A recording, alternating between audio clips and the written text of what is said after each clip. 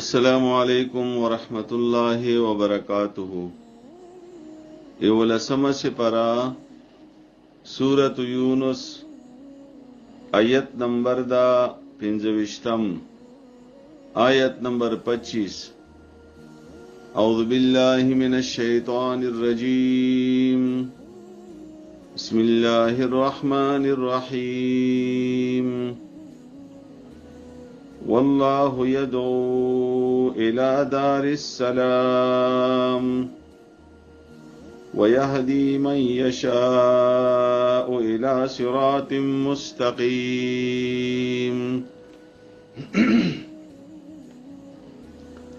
دما ډېر عزتمند اوریدونکو دا یو ورکوټه شان دی آیت تا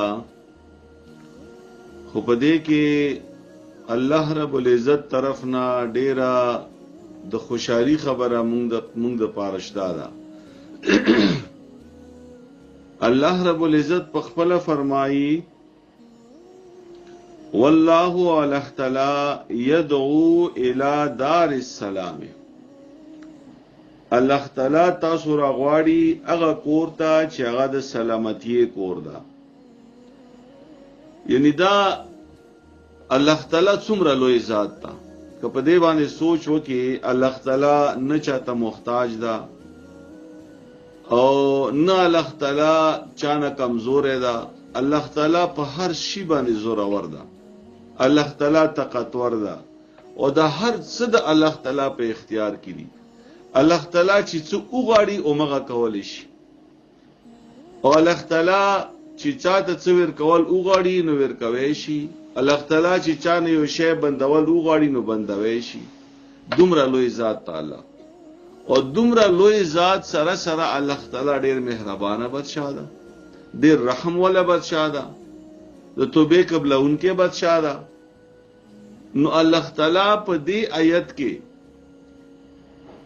اعلان کوي د دې خبره خپل بندگانو ته چې الله تعالی تاسو راغواړي هغه کور ته چې هغه د سلامتی کور ده، چې هغه د امن کور ده، چې هغه د خیر کور ده، چې هغه د فائدې ولا کور ده، چې هغه د خوشحالو ولا کور ده. هغه کور کوم کور ده؟ دینه مراد جنت ده. یعنی الله تعالی مونږ ته आवाज کوي، مونږ ته بلنه کوي چې راشه جنت ته. دا کلک مونږه سوچ وکړو دا څومره یو د خوشحالي خبره ده چې الله تعالی وغواړي نو مونږ هر طرف ته بوتللی شي. مونږ الله تعالی سره هیڅ زور زبردستی نشو کولای. هغه باوجود الله تعالی مونږ ته आवाज کوي چې راشو جنت ته. تاسو ته ما جنت جوړ کړی دا، تاسو ته ما د خوشحالو کور جوړ کړی دا، تاسو ته ما د امن او د اطمینان کور مو جوړ کړی دا او هر قسم نعمتونه پکې دي چې کوم نعمت دغه جنت کې ده نو راشي جنت ته. ويهدي من يشاء الى صراط مستقيم.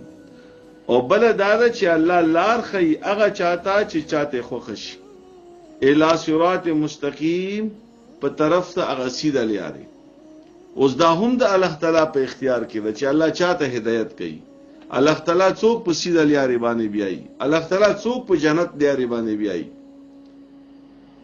نو په دې کې سوال ده پیدا کیږي چې دا هم الله تعالی په اختیار کې ده نو مونږه به بیا څه کوو؟ نو د ما عزتمند چا په زړه کې چې دا طلب وي چې ما ته هدایت ملو شي، الله تعالی هغه ته هدایت ورکوي. چا په زړه کې چې دا احساس وي چې زه د الله بنده یم او ما ته د الله تعالی د خبرو منل پکار دی، هغه ته الله تعالی هدایت کوي. چا په زړه کې چې دا احساس وي، دا سوچ کړی وي چې زه الله څه د پاره پیدا کړم، د ما د پیدایش مقصد څه ده.